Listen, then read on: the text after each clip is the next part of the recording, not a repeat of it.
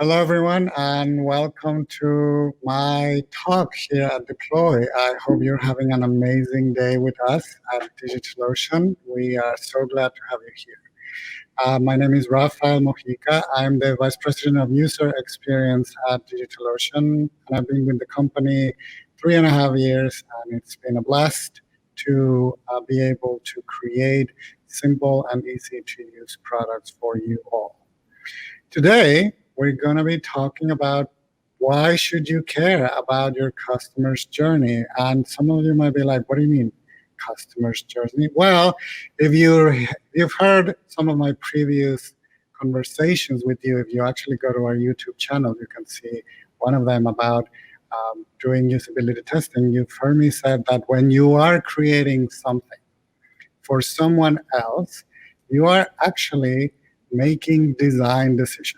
Whether you are aware of it or whether you like it, you are making design decisions because you are creating something for someone else. Well, there's a second layer on top of that. When you are actually creating something and making these design decisions, you are also affecting a journey that someone is going through.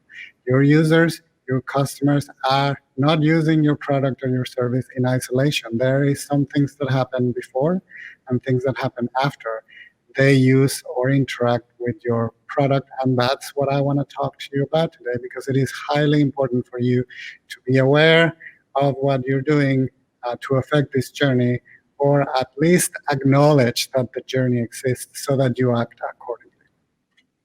But before we get to the crux of the story, let me tell you an actual story about an actual journey that happened to me and my wife.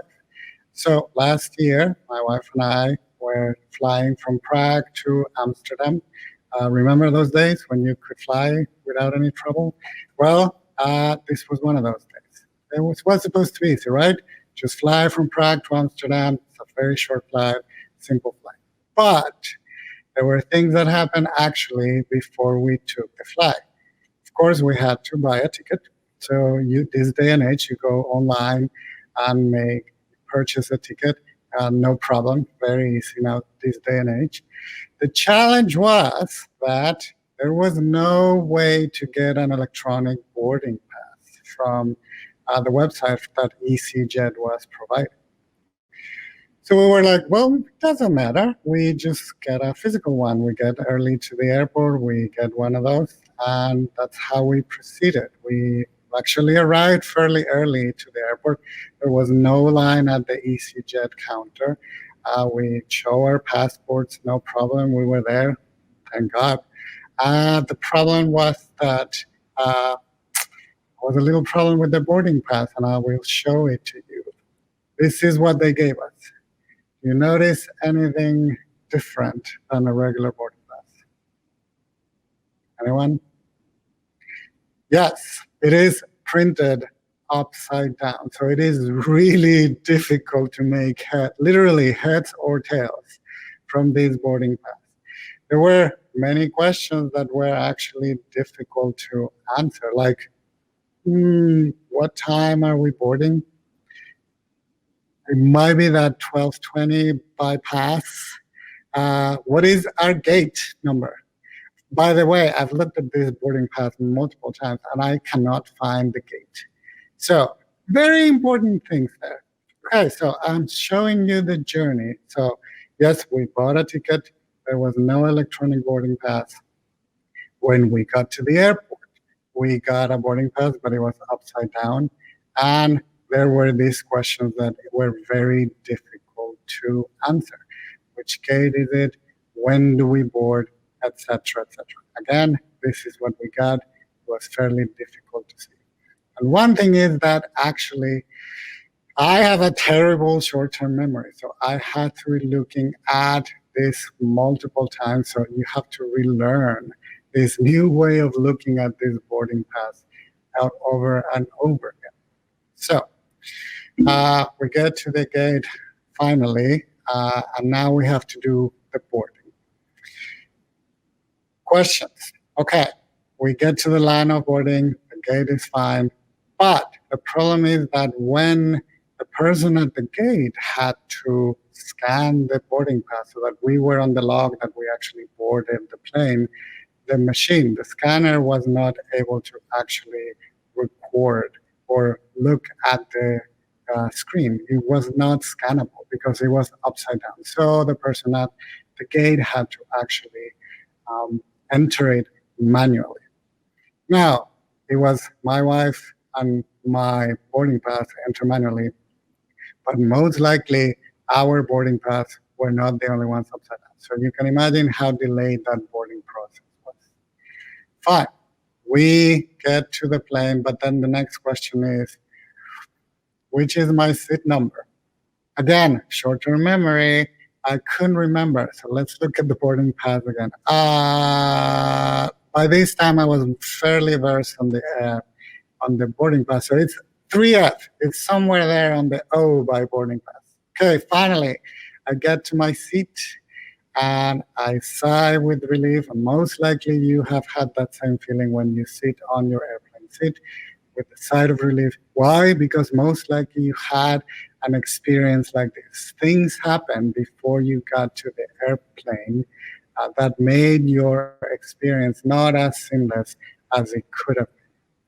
By the time I actually made it to the seat, I was very well versed with the Hermetic principle of consistency that says that as it is above, it is below, as it is below, it is above.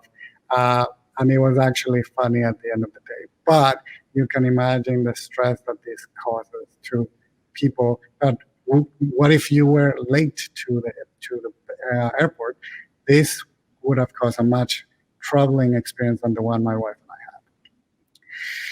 Why did I tell you this story? Well, because the decisions you make when you are building something for someone else, when you're creating a product, when you're creating a service, when you're providing something that someone else will use, those decisions affect multiple touch points in that journey, whether it's before, of course, during the usage, and after the usage. That is why you should care about your customer's journey. And we're going to talk today about how to do that and how to be able to use that new knowledge that you might not have today. So, why regarding the full journey is important? As I said, your product or service does not live in complete isolation. There is an ecosystem where your product lives. Your users might be using other tools that interact with whatever you're building. How are those tools interacting with whatever you're building? Your users or customers might have a mindset. They might think that it will work a certain way because they have interacted with other things. To your company, to your users, actually, there's only one company. People don't think that, the team that created that website where you buy the ticket is one team, but the team that actually trains the people in the airport is a different team. No, to your customers, it's one company. To me, to my wife and I, it's easyJet. easyJet did not give me the best, the easiest experience possible. So that is why it's also important to maintain a good grasp of the journey that you are affecting. And most importantly, there's a domino effect that happens throughout the journey. What do I mean by that? I remember when we got to boarding that the person had to enter our boarding pass manually. Well, imagine how delayed that boarding process was, because every single upside down boarding pass had to be entered manually. That affects the perception that easyJet's customer has with it. What are you doing that might be causing a trickling effect on your customers and user experience? Most importantly, the sum of all touch points actually affects and creates this whole experience. As you can see at the bottom, in the journey that actually my wife and I took, the flight is the minuscule part of the journey. When most companies think that, the flight is the most important part. Yes, it is, especially on safety. But things that happen before and things that happen after are also part of that experience. Let's not even talk about picking up your luggage. It could take another 50 minutes to talk about that. So, what can you do starting tomorrow? Well, make a map. It's as simple as that.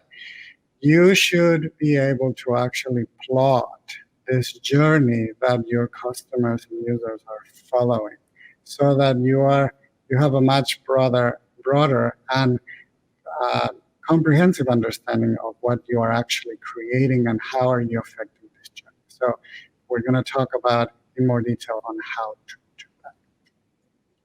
Great, but before you start actually plotting a map, you need to understand who is actually going through this journey. Why? Because different people would traverse the same journey in a different ways. There's different levels of understanding. There's different knowledge of what someone has about a product, a service, a system. People might have used your competitors already, and they might have expectations in terms of, okay, if taking an airplane with, I don't know, American Airlines is this way, well, I assume that EasyJet would behave the same way. Are you actually creating products that fit that mental model, or are you coming up with something completely new that people would have to relearn? You have to know where did they want to go and what did they want to do after they use your product. What did they want to accomplish by going through this journey, etc., etc. All these questions, you should be able to answer them so that you're actually aware of them when you are making these decisions for someone else. So one of the easiest ways to get to this understanding is going through a proto-persona exercise. You probably have heard of personas, and maybe you've used them in the past, or someone in your company have used them. The challenge is that actually they are a little bit tricky to come up with. There's other ways to do it. Leah Bully, in her book, The User Experience Team of One, actually came up or documented a very interesting exercise called proto-personas. The proto-personas exercise is actually based on the user experience technique called personas. Just to give you some background, persona exercise paints a very comprehensive picture of a fictional character that actually represents your customers, your users. If you've heard of famous actor Daniel Day-Lewis, he has a lot of Oscars, and one of the techniques he follows actually makes him embody the person he's actually portraying on the screen. There's tales of him taking months or even years preparing to create this fictional character and then embodying him. There's actually stories of him never leaving the character while on production. What I'm trying to say here is that actually coming up with personas requires exhaustive research and a lot of work from your team, and you might not have the time to go through that exercise. Hence the idea of a proto-persona. So which is basically, like Leah calls it, a hack to create using whatever data you have available. The important part here is that both techniques, whether you going as deep as persona or as shallow as a proto-persona, is that will allow you and your team to be more empathetic with the people, the users, your customers that are actually going through the journey you are affecting. That is the key point here. You're being empathetic, and you're not designing, creating, building, coding based on what you think is best, but what it is best for those who are actually traversing this journey. So how do you go through a proto-persona exercise? First of all, if you can, buy the book. It's a very good book.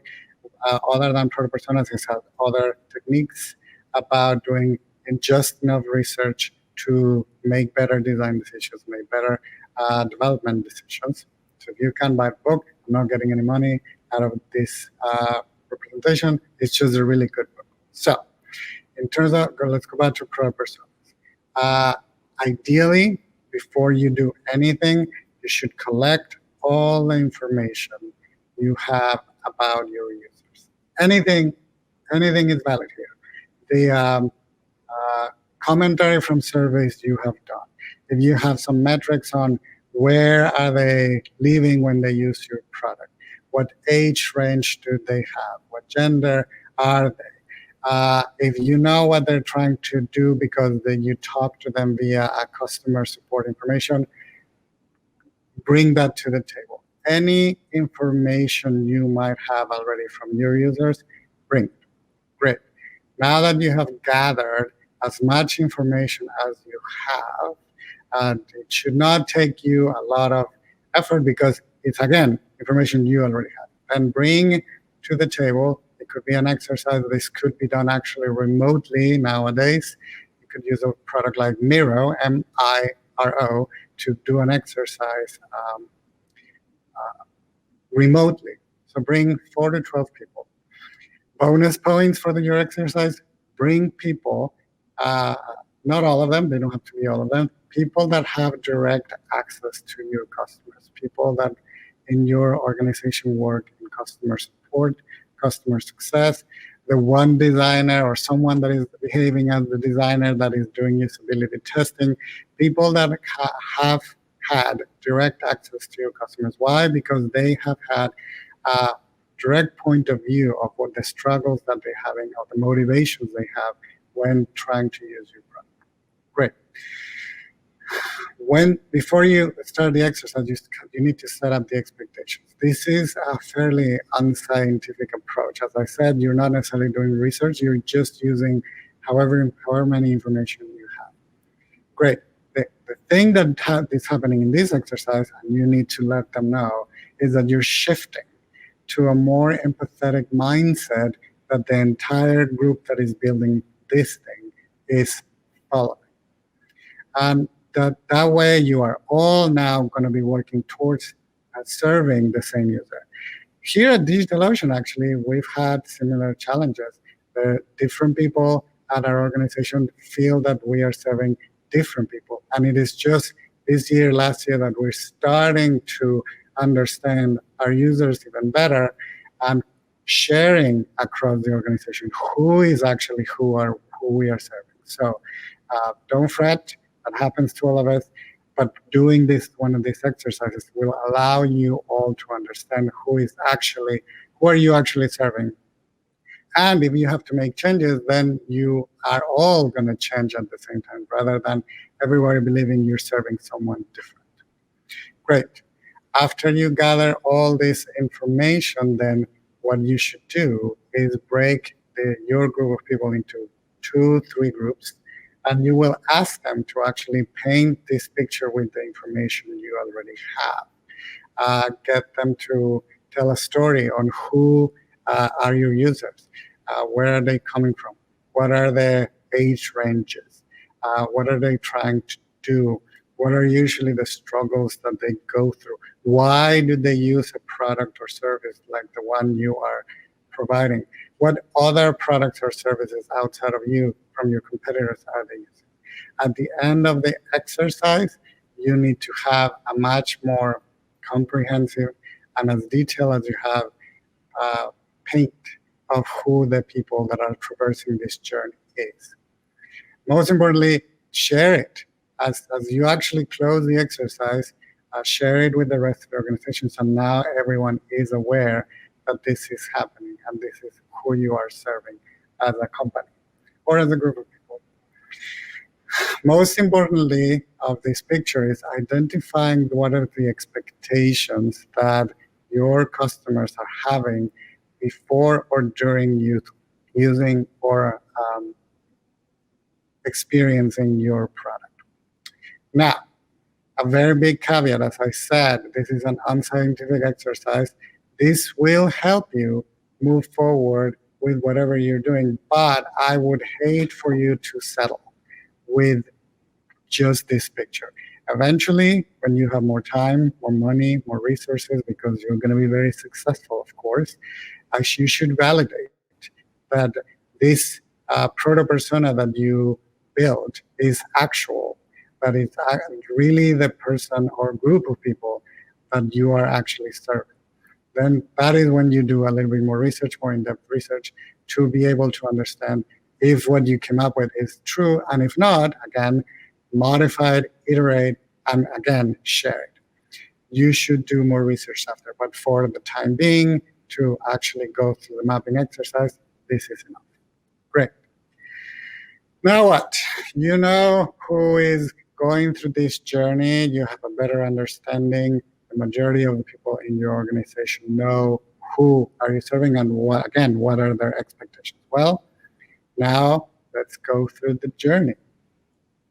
Let's map it. So ideally then, you're gonna plot a map of the journey that they are going through today, or the journey that you actually want them to go through. If you're building something from scratch, or if you're iterating, actually you should plot what is happening today so that you're aware of what's happening now.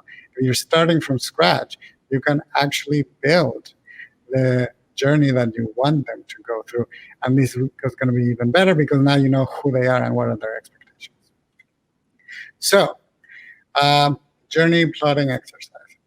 Nothing complicated. You don't need any specific tools. You just have to actually do it. You can actually do it remotely. You can actually do it in person.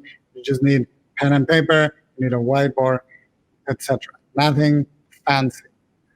Most important part of this exercise is you either embody one of your users or a group of users because you now know who they are and what are their expectations, or actually if you find someone that fits the profile and you actually observe them and ask them to go through the journey, it's even better because you are getting direct insight of the actual person you are actually serving. But if you can't, then you do it embodying yourself. Remember Daniel Day-Lewis. What would they do? What would they think as they go through the journey? Because now you know who they are. Great. Very important piece here. Document each and every single step, even if it's the littlest step possible. Document it. It doesn't have to be pretty at the beginning, but it does have to be comprehensive. So the example that you can see here is actually us going through the journey and understanding the journey that our users were going through during and after spinning up a droplet. The most important part here that we wanted to understand is how is the communication journey that we are creating for the users after they create a droplet. Are we sending them enough information? Are we sending them too much information? That's what we were trying to plot here. Another important piece of the puzzle here is documenting logic on your flow. The example of my flight or any flight. Does the person have an electronic ticket or not? Well, there's a logic there. If they do, then maybe they don't have to go to the front desk of the airline. They can go directly to the gate. If they don't, then they have to go to the gate. And as you can see, those are two different journeys that have different sets of touch points. They might come back together later, but you have to be aware that there's a split there and that each one of them are going to have different experiences. You don't have to plot the entire company's journey. That would be a very lengthy exercise. That would be a very long map. What you could do is actually scope it and say, today we want to understand what the journey of X is. Again, in this case, we wanted to understand what the journey of communication between us and our users was after spinning up a droplet. That was the scope of this understanding. Later on, as you do this over and over again, you can actually connect the dots and you're going to end up with a beautiful actual atlas of all your journeys. Isn't that amazing? That would be great if you can get there. We are not there. We're close, but we're not there yet. Great. So again, document the logic. It would also be good if you can identify and document any internal process that happens during the journey. Why? Because anything that happens inside your organization, within your teams, most likely will ultimately have an effect on your users and on the journey. So you should actually document it. What if what you do takes too much time, which then causes delays to the front of the house? Document that so that you can actually know if you internally are causing a negative or maybe positive effect on your journey. Great. Hope you're with me so far on the mapping. It doesn't have to be pretty, it has to be comprehensive. Great. Okay.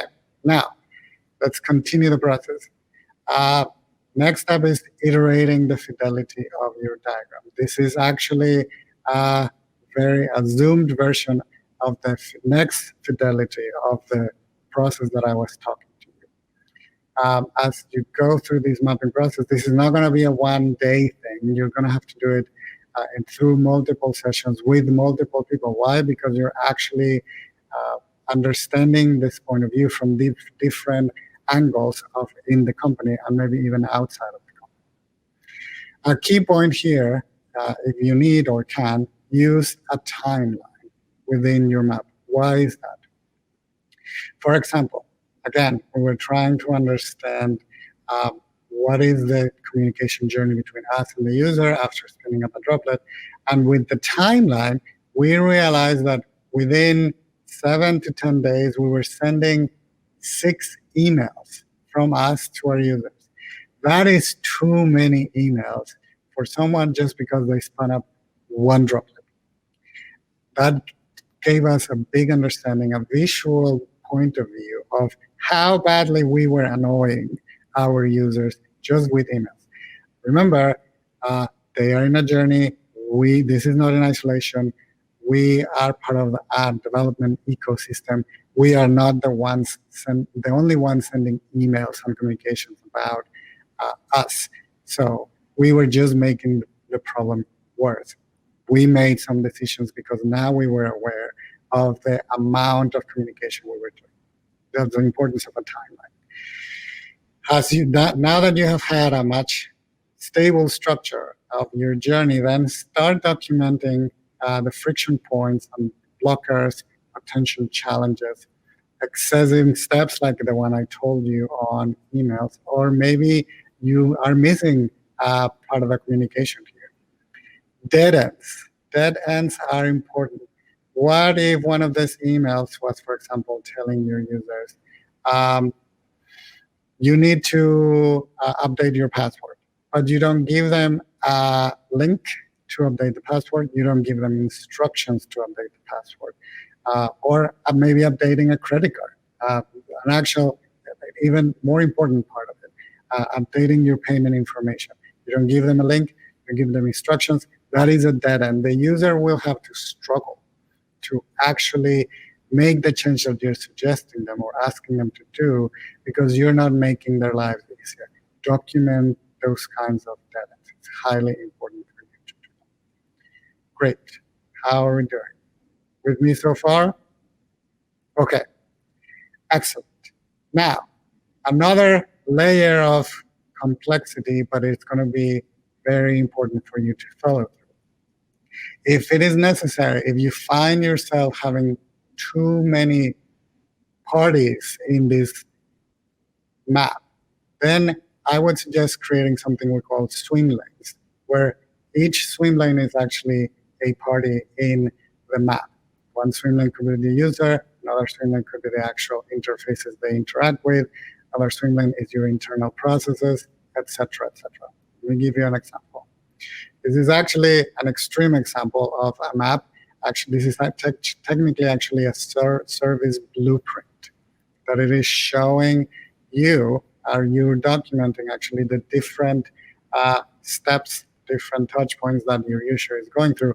But it's also, as you can see, the yellow one and the red one is showing you the internal steps, touch points, and user interfaces that the entire journey is made up with. That again allows you to understand the different steps and what happens behind the scenes and in front of the scenes to create the experience. One of the key points in our service blueprint, for example, is at the top, as you can see, it's showing the customer emotion. What are they feeling as they're going through this journey based on the existing experience? That will help you in the future. So if you can or want, you could also document that when you talk to your users and ask them, how was it to go through this journey? They can actually tell you, you can actually see in their faces how bad or good the experience is. Great. So again, this process will take a little bit longer than the proto persona exercise, which might take you half a day, a couple of hours. But actually going through the mapping is a much more ongoing process. Ideally, you are bringing different people to the table to go through the map. I guarantee you, talking to one person within your organization will not give you a full comprehensive point of view. You're going to have to talk to different people to get all the answers to actually plot the actual map that you have. You might actually have to, at the end of the day, talk to a couple of your customers and validate that this is the actual journey that they're going through. By talking to them, you can actually enhance and add even more information to your journey. Great. You have a map. You have an understanding on who's using your products and services. What should you do now then? Well, use your map. Many companies, I've seen them, they just create the customer journey map, they hang it on the wall, it looks very nice, and then that's it. It becomes decoration on your office. Please don't do that. I would encourage you to actually use it, share it, enhance it. How? Well, now that you have a much more comprehensive understanding of your map, I would encourage you to add even more information or layers that you can actually hide or show with things like the support engagement. Where are people asking more questions to your support organization? What are the tickets that your support organization is opening in terms of the challenges that your users are having? If you have Net Promoter Score or churn surveys, what are they telling you in the commentary about the journey they're following? Plot those comments within the journey. If you have analytics and you are able to actually understand where the drop rates, the error messages that people are showing, where are people getting stuck, document that in the map so that actually you have a better understanding of where is the problem happening. In the case of the airline, potentially, if someone is timing boarding time, someone will realize that in the Prague airport, we're getting a lot of delayed boardings. Why is that? Well, maybe you need to go and dig and you can realize, oh, the boarding bus printer actually is allowing the person in the desk to insert the paper the other way. Hence, it creates an upside down boarding pass. Hence, it creates delays on boarding. That is why it is important for you to actually look at what is happening around the map in the peripheral of the map so that you actually document and understand why are the things that are happening in the journey happening. Important part, highlight or tag each one of these challenges differently so that you can easily visualize them. Error messages are red, delays are green, etc., etc. That way you can actually start understanding, have a much more visual, comprehensive view of what is happening on your user's journey. One of the things that I actually already mentioned is validating the flow with others. Use the map to talk internally and externally to understand if what you actually plotted is accurate. Share it with the organization. As I said, some people actually hang them on one wall, but if you have a distributed workforce, then they're not going to be able to see the map if it is on headquarters. Make it available electronically. Have sessions with the organization to say, this is the journey that we are affecting, that we have, so that now everyone is aware. This is not going to be a one-team thing. You can divide and conquer to the modification, the enhancement of this journey. And most importantly, now that you have the map, now that you have shared it, now that you have identified where the challenges are, then prioritize the changes. You can use one of those impact effort matrices, like the one here on the right, where you can identify what will take the least effort but will have the most impact. Those are the things you should concentrate on. Then you will use the map to actually modify or even create your roadmap moving forward, because now you have understanding on where is the journey having trouble and who wants to actually go through this process and what are their expectations. Great. With me so far? So we have understood who is going through this journey. We have plotted the actual journey that they go through. Or again, you could actually plot the ideal journey. That could be a next step. Your next iteration could be, okay, this is what happens today. How do we want it to go in the future? You're going to actually, after this moment, after you have prioritized, to plot a map of a journey that doesn't exist yet.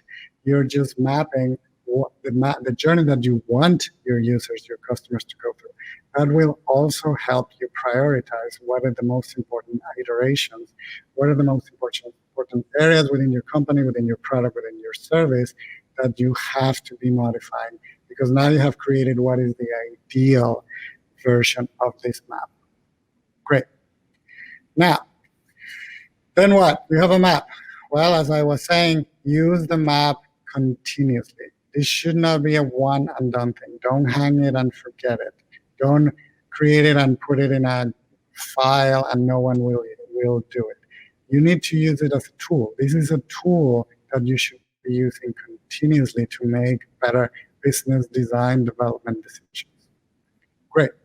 As you continue using your map, because I think you will, I hope you will, then monitor the changes that you're making. Did the tickets on the area where we had the most tickets reduced? Where the error messages reduced? Were people actually moving forward on where they were getting stuck before? Why? Because that will tell you if the solution that you came up with made the best impact that you can.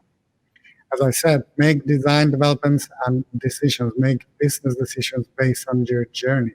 Identify the touch points that need updated based on your plan. And ideally, you will then have an increased satisfaction of usage over time, because you are actually acknowledging not just the sliver of the product or service, but everything that surrounds it. Remember at the beginning I said that the collection of touch points actually creates the experience, actually affects the satisfaction that you're providing. It's not just the product that you're using. So ideally, if you do things right, you will see satisfaction overall go up. Great. Another way of doing or using your map is actually conducting usability testing on your full journey. Again, if you go back to our YouTube channel and find my chat about doing usability studies, I suggest that you actually do usability study on a journey, or at least before and after a couple of touch points, just so that you know what is happening before, during, and after anything that you want to test. But now you have visibility, awareness of what are those touch points. So when you do usability testings, you should actually be testing what surrounds the product, what surrounds what you're trying to understand if you're doing fine or not, because you have awareness of it. Great. Now, I'm going to make it a little bit more complex here. You have 2 suggestions with your map. Well, one of them could be doing actually experience reviews. What is an experience review? I'll get to there. The other thing that I would suggest is working towards an actual true minimum viable product. I'll get to that as well. Again, now that you have full understanding of who's traversing this journey, you have a full understanding of your journey itself, then to understand that you're doing the right thing, I would suggest you should do experience reviews. Yes, we actually do them. As I said, you're not just creating one product or service. It lives in an ecosystem. Well, then you should actually understand that what you're creating is the right thing for the ecosystem. Internally at DigitalOcean, I'm giving you a sneak peek of what we do internally. We do something called experience panels. An experience panel is basically a peer review of what the team is launching. But they're not only launching a product or service, they are also doing something else around this product. For example, when we launch our VPC iteration, the latest one, there were a lot of changes peripherally of the product. There were changes on the website. There were changes on API, on our CLI interface, on our documentation. The billing, I believe it changed as well. So those are the things you should also be aware of them, because if you are actually changing them consciously, you are affecting your experience positively. So we go on this review, we ask the team that is building or launching this new product to show the panel of peers what is the actual full experience that they're about to launch, not just the product. What are the changes to the website? What are the changes to documentation? Did you create a new touch point? Did you actually remove a touch point? And what is the effect of that removal or addition to the full experience? Is the launching of this new product going to affect other products? You need to be aware of that, because this might be affecting how other products work. Do you need to deprecate an older product because of the launch of this? What is the experience of deprecating that product will be? Is there any transferring of information, data that the user has to go through? Has the team thought about it? And you can ask those questions because you are aware of this journey of all the touch points. One of the things that you could do is actually evaluate the journey based on your customers' desired outcomes, not only your business objectives, but what is the user trying to accomplish by going through this journey, and is what the team about to launch actually accomplishing that journey. You can ask them to show you usability studies that they have done, or surveying based on going through the experience and asking your users if they actually accomplish what they were trying to do. Another way of doing it, which is similar to what we do, is grading the full experience based on the design principles. We internally have design principles, and you can see them on the matrix here on the bottom right. Our design principles are about automating, clarifying, fitting the workflow of our developers. Are we being trustworthy? So is the new experience that you are coming up with, that you are about to launch, actually fitting the principles that you have internally as an organization? Or a combination of both, customer and design outcomes and design principles. The fact of the matter is that this will give you a more objective way of validating or evaluating what you are about to launch, not only on the sliver of the product surface, but what is around it. Probably do code reviews. You might, if you have a design team, you do design reviews. Well, you should go beyond that. Go through an experience review. You will have the team working on all the affected touch points, and at the end of the day, you're going to ask them, what are you doing with all these different touch points before you launch it? Great. So that's experience panels internally, and it's basically another step of using your journey, just so that you understand that now that you're making iterations in your experience, if those iterations are the right ones. Well, when I talk about MVPs, let's talk about that. So, true MVPs. You probably have heard other people talk about this, but the V stands for viable, but it cannot be viable if it is not comprehensive. And what do I mean by that? Well, you probably see this true MVP of a car. Is it a wheel? No. An MVP is actually trying to do the minimum for users to accomplish something. In the case of a car, is going from point A to point B.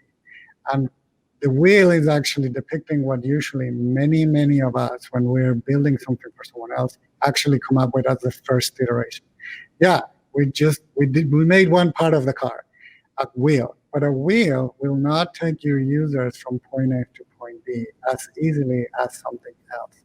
There's very few people in this world that can use a unicycle.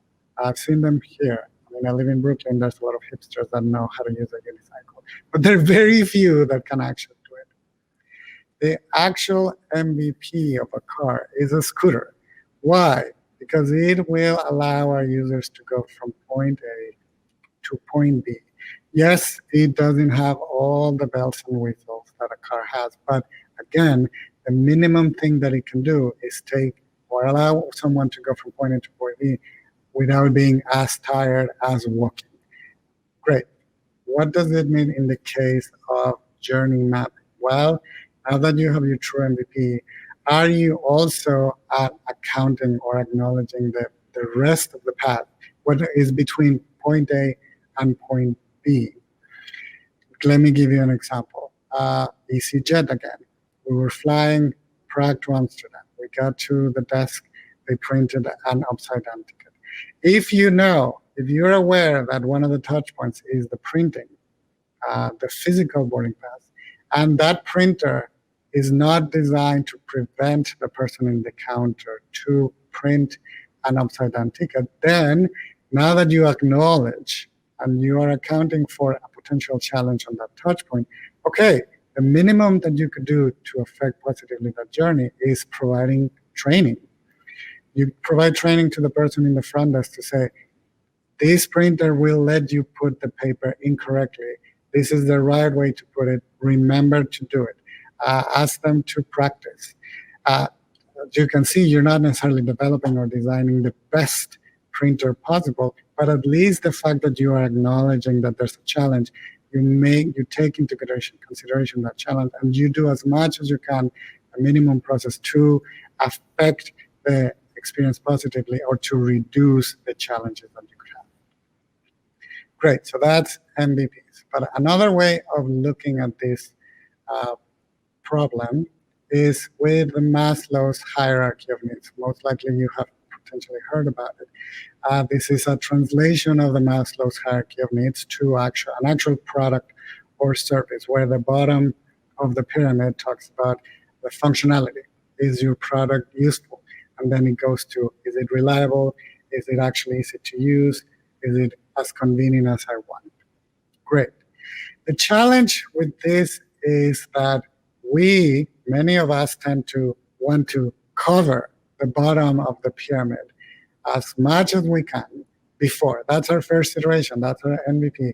Is it doing what is needed? But we are actually forgetting reliability, usability, convenience, and of course, we tend to leave meaningfulness and memorability all the way to the end when we go IPO and we have time to do that. Well, the different part of it is going to something like this. Can you actually shift your mindset? Instead of trying to cover just the bottom before you move to the next and the next, why don't you create a sliver of the actual pyramid? What is the minimum functionality that you can provide? What is the minimum usability? And what is the minimum memorability that you can provide? If you are actually understanding all your touch points and understanding the emotions that your users are going through as they traverse your journey, then you will be able to do something like this. Why? Because you can know what is the minimum that you can provide in the entire set of needs that your user is going through. Cover all your needs as much as you want. Don't try to cover the bottom before you go to the next one. Yes, start from the bottom. You're going to have to put more attention at the bottom, but at least you're covering all your bases. Don't cover the whole level before moving to the next one. Remember the wheel. Covering the bottom only is basically creating a wheel as an MVP of a car. That is not the right way to do it. Great. I hope you stay with me so far. This is a very interesting challenge.